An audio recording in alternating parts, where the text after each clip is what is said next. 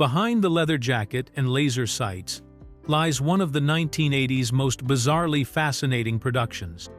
From a Finnish submachine gun that barely anyone had heard of to a custom knife so sharp it kept cutting its wielder, Sylvester Stallone's 1986 action vehicle hides secrets stranger than fiction. The film that started as Beverly Hills Cop and nearly featured Transformers' most iconic song has enough behind-the-scenes chaos to fill its own action movie. Here are 15 weird facts you didn't know about Cobra 1986. Fact 1. The Beverly Hills Cop connection. Before Sylvester Stallone ever stepped into Marion Cobretti's leather jacket, he was supposed to be wearing Axel Foley's casual clothes in Detroit. In 1984, Stallone was originally signed to star in Beverly Hills Cop, but his vision for the character couldn't have been more different from what audiences eventually saw Eddie Murphy deliver. Stallone took one look at the Beverly Hills Cop script and decided it needed a complete overhaul. He threw out nearly all the comedic elements that made the original screenplay work and transformed it into a dark, violent action thriller. Where the original script called for witty one-liners and fish-out-of-water comedy, Stallone's version featured intense gunfights, explosive action sequences, and a much more serious tone. He essentially turned what was meant to be a buddy cop comedy into something closer to Dirty Harry with a bigger budget.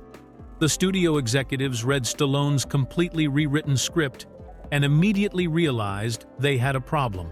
The action scenes that Stallone had added would require a massive budget increase that went far beyond what they had planned to spend on the project. The proposed car chases, elaborate stunts, and explosive set pieces would have pushed the production costs well beyond the studio's comfort zone for what was originally conceived as a more modest comedy.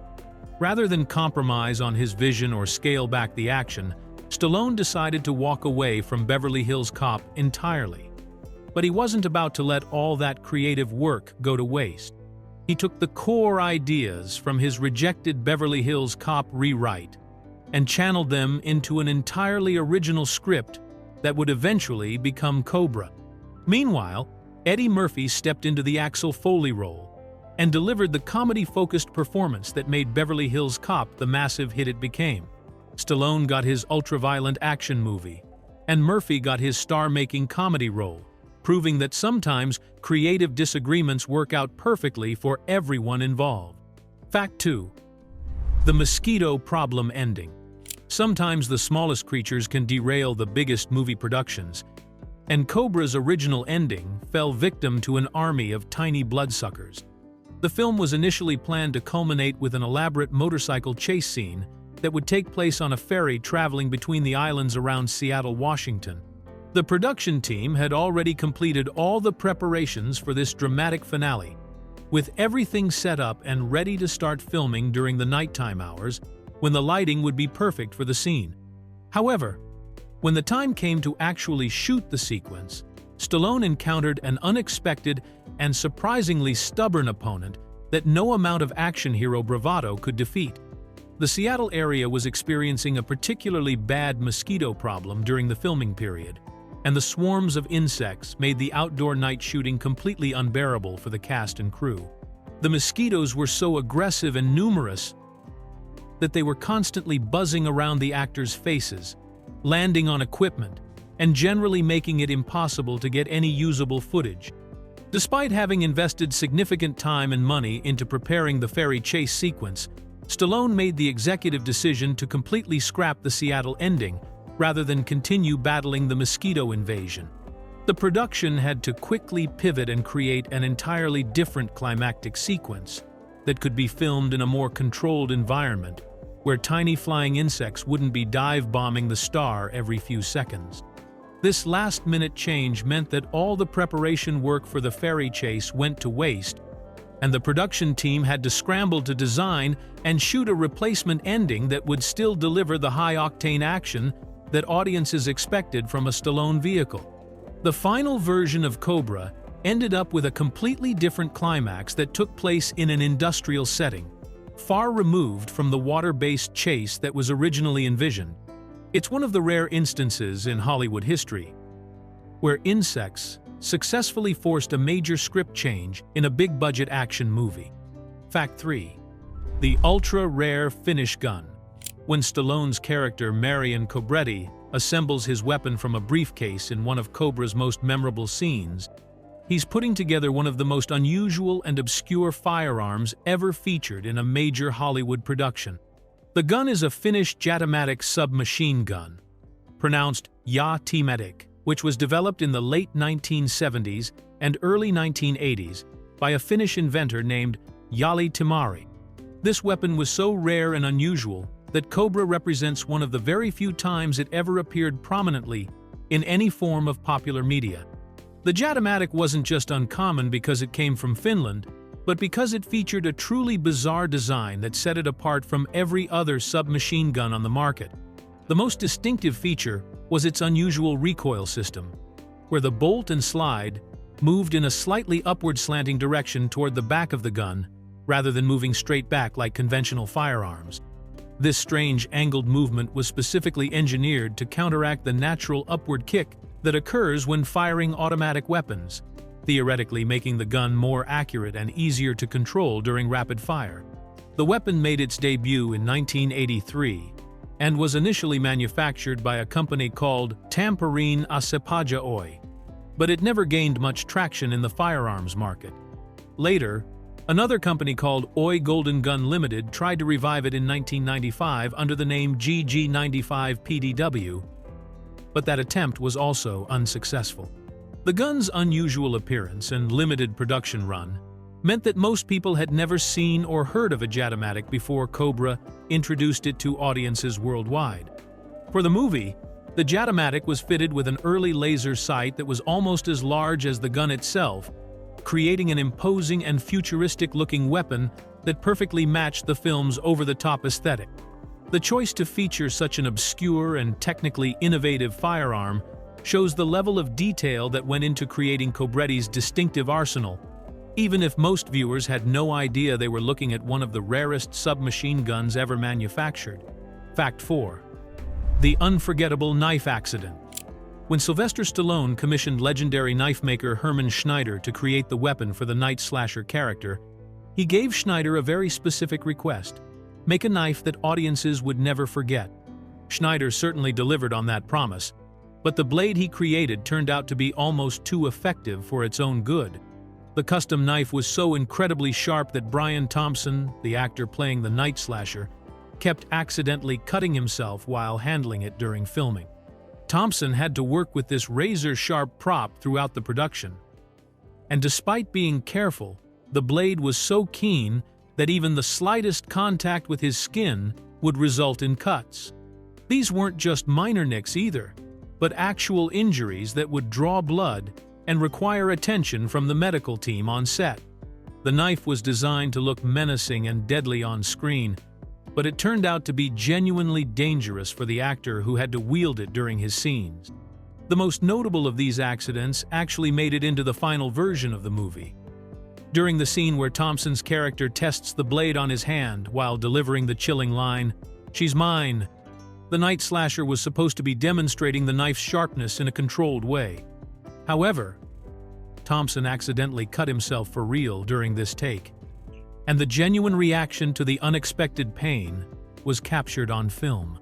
Rather than reshoot the scene, the filmmakers decided to keep this authentic moment because it added an extra layer of realism to the character's menacing behavior.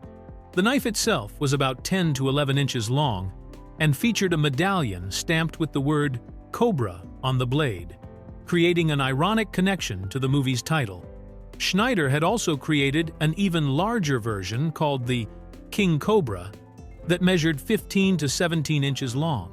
The fact that such a meticulously crafted and genuinely dangerous weapon was created specifically for the film shows the level of detail that went into making every aspect of the Night Slasher character as intimidating and memorable as possible.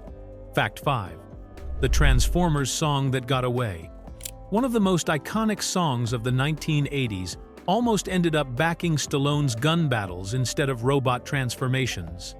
The Touch by Stan Bush, which became legendary as the anthem for Optimus Prime's final battle in Transformers. The movie was actually written with Cobra in mind and was supposed to be part of Stallone's action thriller soundtrack.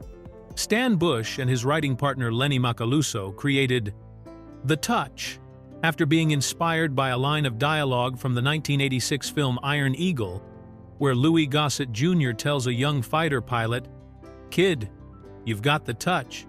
The songwriting duo sat down together and wrote the entire song in just one day, creating what they knew was something special with its uplifting lyrics and driving rock sound.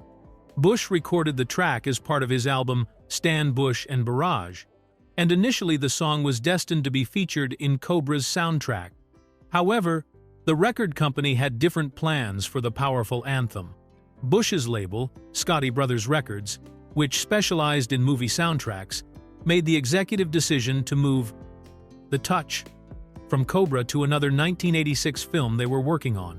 That other movie was Transformers, the movie, an animated feature based on the popular toy line and cartoon series. At the time, Bush admits he initially thought it was just some cartoon movie, and had no idea it would become the cultural phenomenon it eventually became. The switch turned out to be one of those perfect accidents of timing and placement that rarely happen in the entertainment industry. The Touch became forever associated with the climactic moments of Transformers. The movie, playing during Optimus Prime's heroic battle, and again when Hot Rod opens the matrix of leadership. The song's inspirational message and soaring melody made it the perfect soundtrack for robotic heroes saving the universe. Meanwhile, Cobra got a different musical score composed by Sylvester, leaving fans to wonder how different both movies might have been if The Touch had stayed with its original intended film. Fact 6. The cast silence rule. The set of Cobra operated under one of the most unusual and strict communication policies ever implemented on a major Hollywood production. Sylvester Stallone had established a bizarre rule that forbade supporting cast members and extras from speaking to him directly during filming, creating an atmosphere of enforced isolation around the star that made the entire production feel more like a military operation than a collaborative creative process. This wasn't just a suggestion or a casual preference on Stallone's part, but an actual mandate that was communicated to everyone working on the film.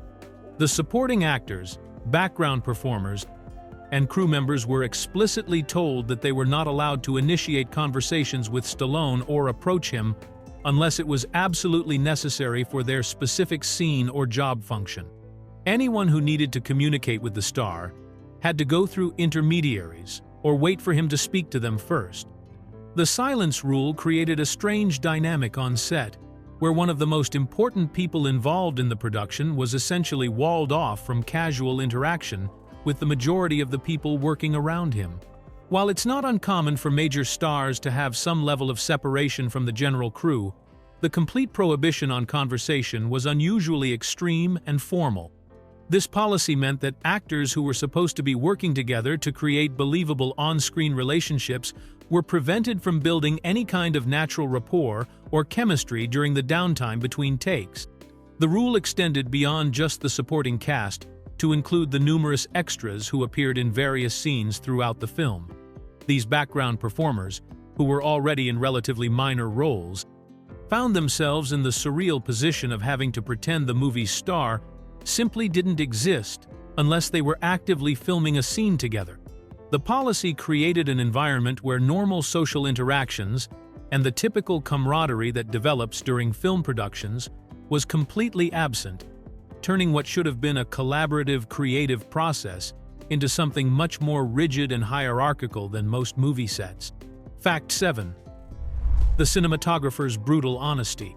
Most film crew members would never dream of directly confronting a major movie star about their unprofessional behavior, but cinematographer Rick Waite proved he had no patience for diplomatic niceties when production problems started piling up on the Cobra set.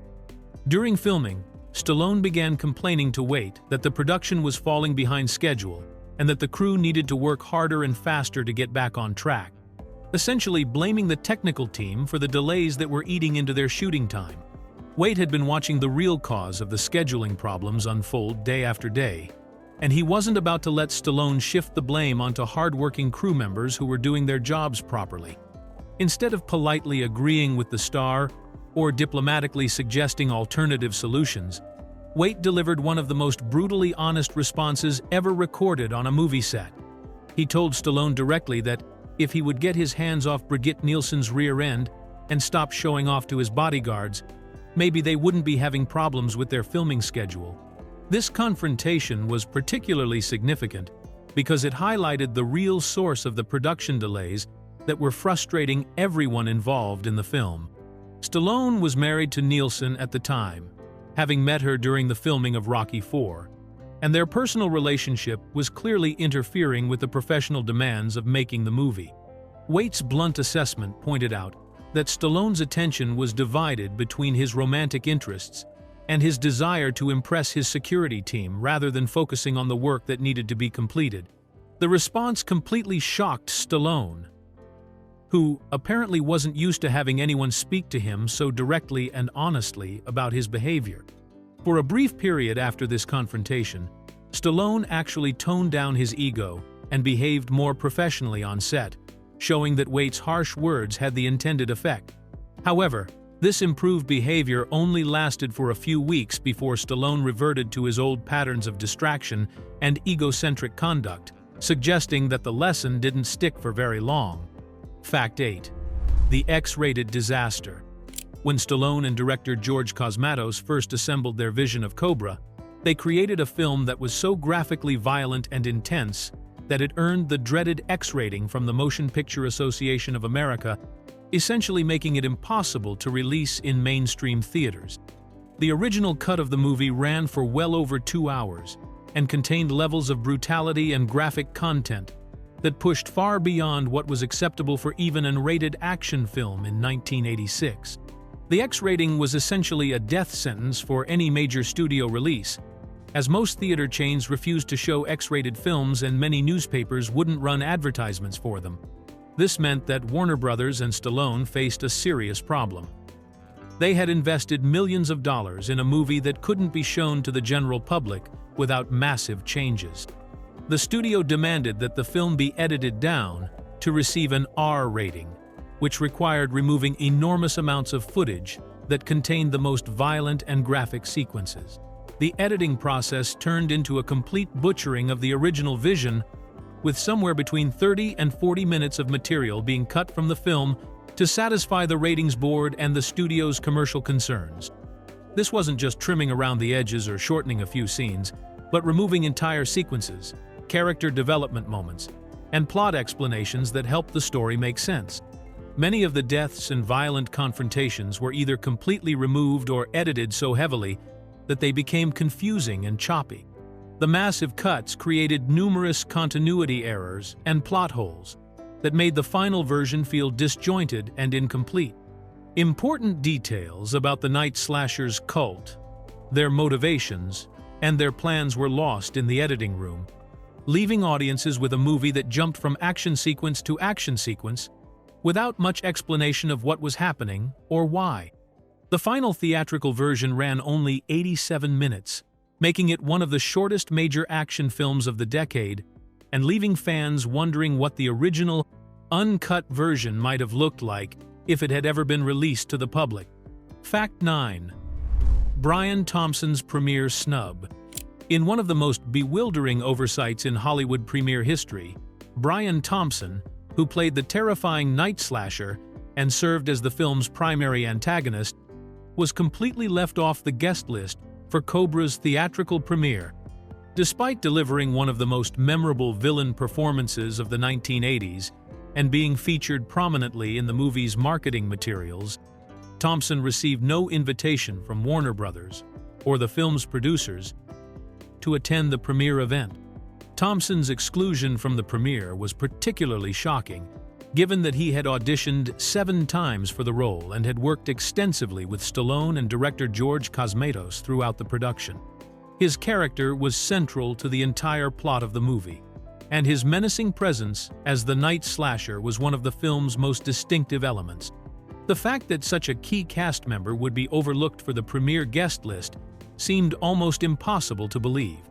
When Thompson realized that he hadn't been invited to see his own movie's premiere, he was faced with an embarrassing choice: either miss the event entirely or purchase his own ticket like any regular moviegoer. Thompson chose to buy his own ticket and attend the premiere as a paying customer, creating the surreal situation of a major cast member sitting in the audience watching himself on screen while surrounded by invited guests, industry professionals, and media representatives who had all received the invitations that he had been denied.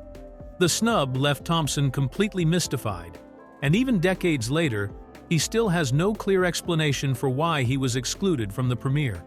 He never received any communication from the studio or the producers explaining the oversight, and no one ever apologized or acknowledged that a mistake had been made. The incident remains one of those inexplicable Hollywood mysteries, where a key contributor to a major film was simply forgotten when it came time to celebrate the project's completion, leaving Thompson to wonder whether the exclusion was an innocent mistake or something more deliberate. Fact 10. The Asian Villain Controversy. Al Leong, who would later become famous as Hollywood's go-to Asian bad guy in films like Die Hard and Lethal Weapon, was originally cast in one of the lead villain roles in Cobra, but never got the chance to work with Stallone due to an unexpected controversy that erupted during pre-production. Leong had successfully auditioned for a significant antagonist role and was looking forward to being part of what promised to be a major action film with one of the biggest stars in Hollywood at the time. However, before filming could begin, advocacy groups learned about Leong's casting and raised objections to what they saw as another example of Hollywood's tendency to cast Asian actors primarily as villains and criminals.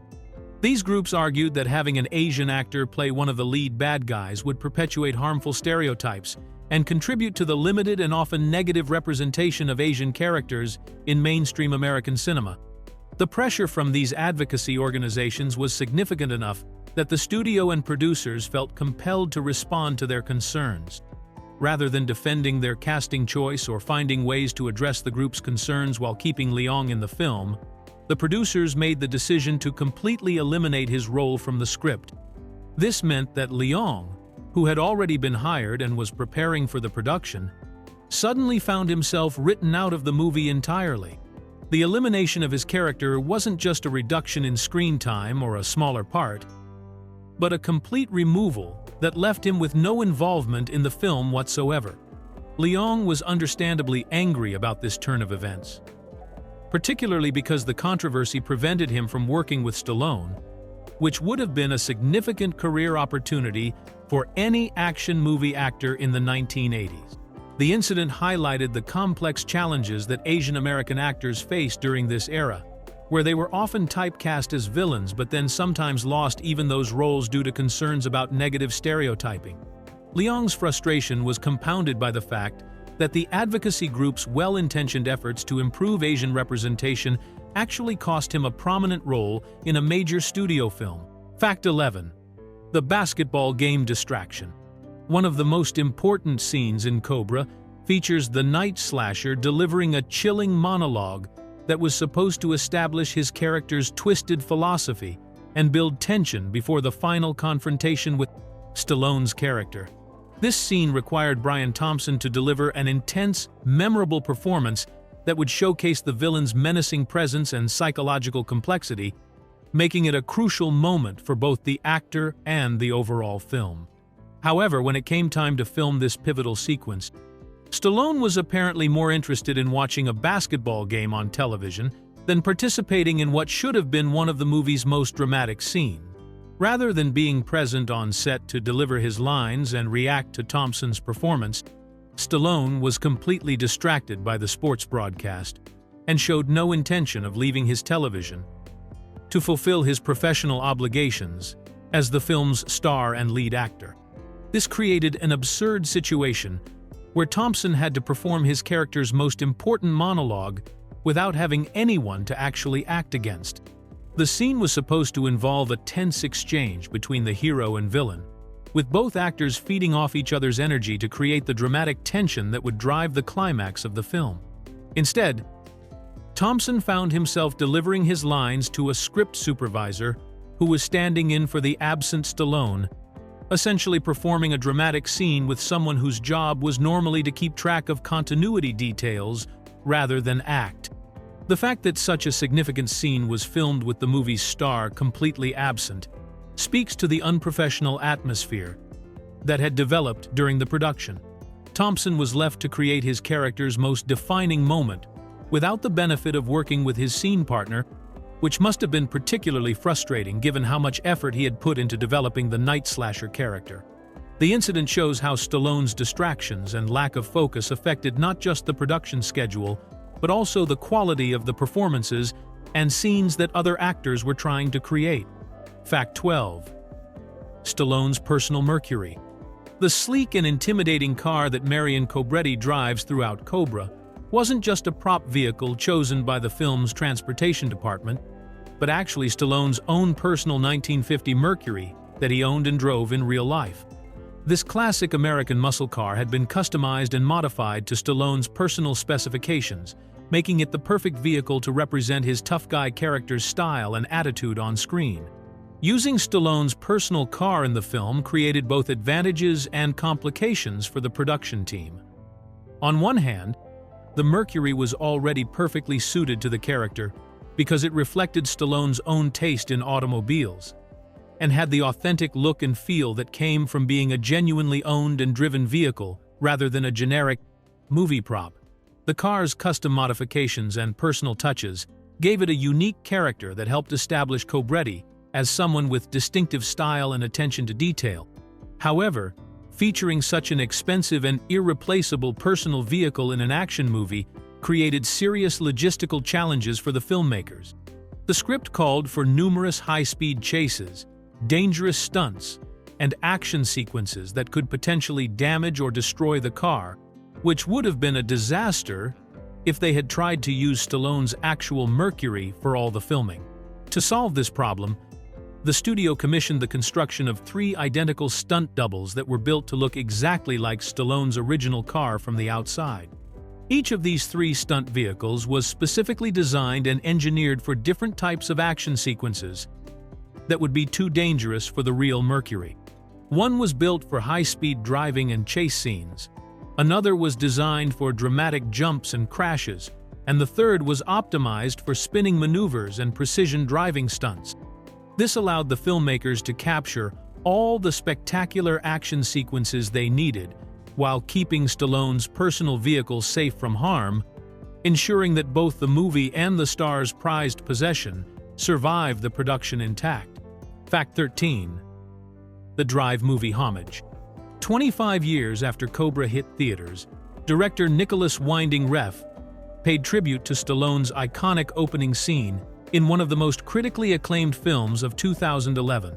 Refn, who directed the stylish crime thriller Drive starring Ryan Gosling, has openly admitted to being a huge fan of Cobra and deliberately included visual references to Stallone's film as a way of honoring the 1980s action classic that had influenced his own filmmaking style. The most obvious homage appears in several scenes throughout Drive, where Ryan Gosling's mysterious driver character has a toothpick hanging from his mouth, creating a visual echo of the famous opening sequence in Cobra, where Stallone's Marion Cobretti chews on a matchstick while confronting the supermarket hostage-taker. Refn specifically chose to have his protagonist use toothpicks as a direct callback to that memorable moment when Stallone established his character's cool, unflinching demeanor through such a simple but effective visual detail. The connection between the two films goes beyond just the director's personal appreciation for Cobra, as Ryan Gosling himself has expressed his admiration for Stallone and the film in interviews. Gosling has stated that he consciously borrowed the toothpick habit from Cobra because he wanted to capture some of the same effortless coolness that Stallone projected in his portrayal of the tough Los Angeles cop. The actor saw the small prop as a way to give his character a similar sense of quiet confidence and controlled intensity. This cinematic tribute demonstrates how certain visual elements from older films can influence and inspire later generations of filmmakers, even when the newer movie has a completely different tone and style. While Drive is a much more artistically ambitious and critically respected film than Cobra, Refn's decision to include this specific homage shows that he recognized something genuinely effective and memorable about Stallone's character work. The fact that such a small detail from a 1980s action movie could resonate strongly enough to influence a acclaimed modern director speaks to the lasting impact that certain iconic moments can have on popular culture and filmmaking. Fact 14. The presidential viewing. On June 6, 1986, President Ronald Reagan settled in for a movie night at Camp David and chose to watch Cobra, giving one of the most violent action films of the decade an unexpected seal of presidential approval. This viewing took place just weeks after the film's theatrical release, making Reagan one of the first people to see Stallone's ultra-violent cop thriller in the comfort of the presidential retreat in Maryland's Catoctin Mountains. The fact that Reagan chose to watch Cobra is particularly fascinating given the film's extreme content and controversial themes. This was a movie that had originally received an X rating for its graphic violence and had been heavily criticized by many reviewers for its brutal approach to law enforcement and vigilante justice.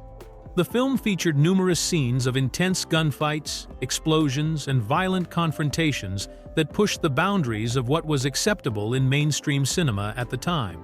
Reagan's decision to watch the film also reflects the cultural and political climate of the 1980s, when tough-on-crime attitudes and strong law enforcement were popular themes in both politics and entertainment. The president, who was known for his tough stance on crime and his support for aggressive policing tactics, may have found the film's portrayal of a no-nonsense cop who takes matters into his own hands to be appealing, even if the methods shown in the movie were far more extreme than anything that would be acceptable in real law enforcement. The presidential viewing adds an unusual layer of legitimacy to a film that many critics dismissed as mindless violence and over-the-top action. While there's no record of Reagan's specific reaction to the movie, or whether he enjoyed it, the simple fact that the President of the United States chose to spend his evening watching Stallone battle the night slasher and his cult of killers creates one of the more surreal moments in the intersection of Hollywood entertainment and American politics during the Reagan era.